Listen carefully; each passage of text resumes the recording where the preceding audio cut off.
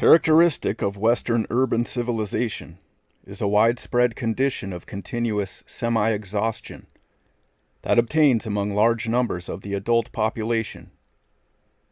Thousands of active, wholesome, and otherwise healthy men and women are always tired. They awake in the morning tired, except when the mind is aroused and stimulated by some special interest. They remain tired throughout the day. They go to bed more tired than ever, often too tired to sleep, to rise on the morrow for another tired day, never quite breaking down, but ever haunted by the fear of such immediate disaster. Treatments of one kind or another are resorted to. Special exercises of a physical nature are practiced that promise much, but seldom result in giving the exerciser more than something additional to do. Drugs, diets, operations, various regimens are taken up and abandoned.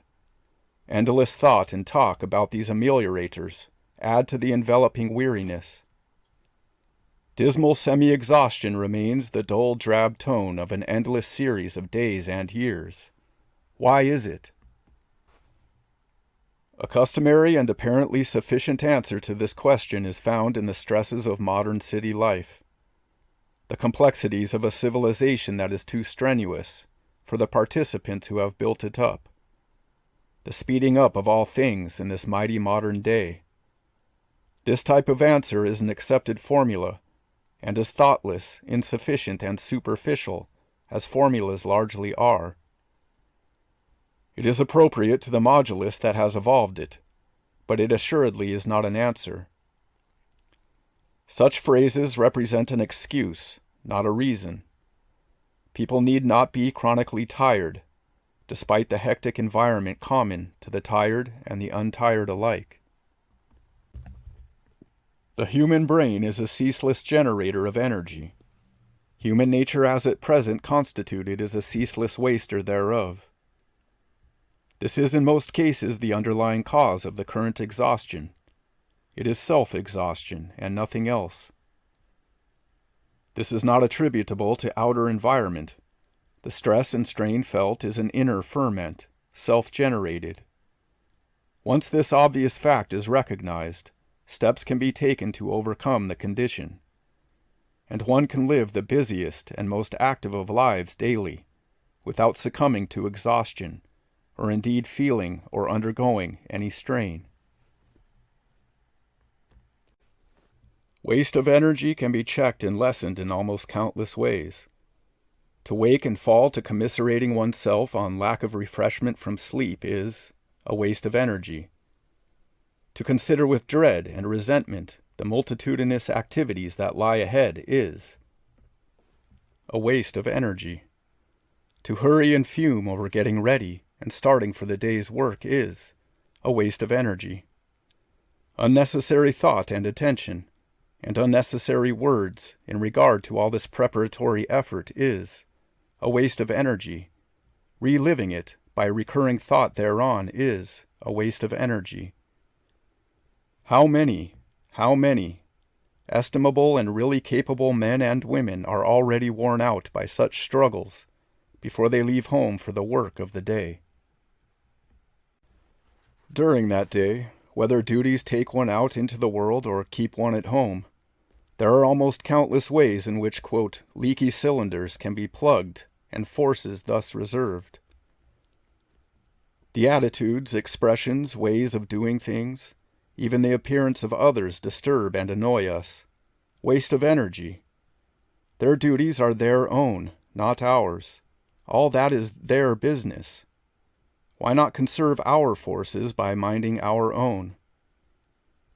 As a people, we are all so open to suggestion, too, that the current panic of rush and drive, whether contacted through the medium of the newspapers or actually in person, affects and intoxicates us.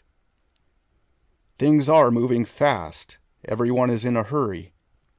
Even if we ourselves are not for the moment, the mob feeling and ceaseless noise and motion sucks us in. This need not be, must not be, if ever we are to gain self-dependence, self-control, and the ability to look upon all men and events as spectacles only, as our teachers, from which life itself can be learned. Almost everybody attempts to participate in too many activities. Not only is this a waste of energy in itself, but the very effort to do so produces a singular sort of frenzy that burns up energy as a crackling fire licks up oil. Let anyone examine his list of assumed engagements, and he will find but few in the entire number that represent necessary, constructive, and worthwhile action. To confine oneself gradually to, quote, necessary actions spells solid accomplishment. Also does it spell a wealth of energy and effort conserved. Work does not kill, but worry does, is an old saying. True occultism is locked up in this, as in many another common phrase. Fretting over one's lot in life is a tremendous waste of energy. Longing for what one does not have is another. Dreaming over what one would do were circumstances thus and so is still another subtle waster, as well as a soporific to the will. Worry, anxiety, fear, self-assertion, self-depreciation, all such emotions common to all, are exhausting drains on the nervous force. Irritation and anger are explosives. They will blow away all energy and leave the receptacle dry or full of leaks. Let those who would be strong and unwearying cultivate an inner quiet. Such calmness is not unresponsiveness, not self-repression, never stagnation, far from it. It is in fact a concentration, a readiness, the readiness of a cocked and loaded gun, ready to shoot with deadly accuracy when the time for shooting comes, but otherwise restrained, with finger on trigger, observing, weighing, experiencing, attentive to what is passing, but shooting only when the target presents its bull's-eye fair. There are times and occasions on which to give royally, to pour out all one has of life and force and hearty effort.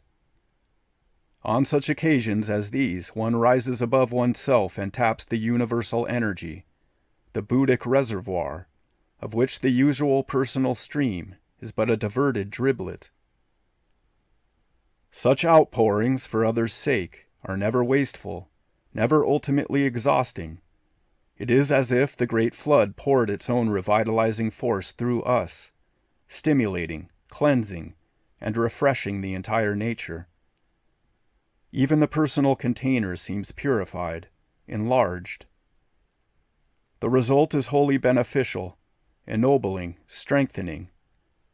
Each time thereafter the quality of the energy generated by the experiencer of this mighty flow is raised, and can be kept to this higher tone if thought thereon, and gratitude therefore, is had and held. No one need be miserly. All can be wisely generous, munificent upon occasion with their rich gifts of well-directed force. Desire-directed expenditure, futile spilling, waste, are the exhaustive processes that result in the perpetual motion, symbolized by the expression, always tired. Let the wise hold formative voice and emotion. Let him hold them in the self which is wisdom. Let him hold this wisdom in the self which is great. And this let him hold in the self which is peace.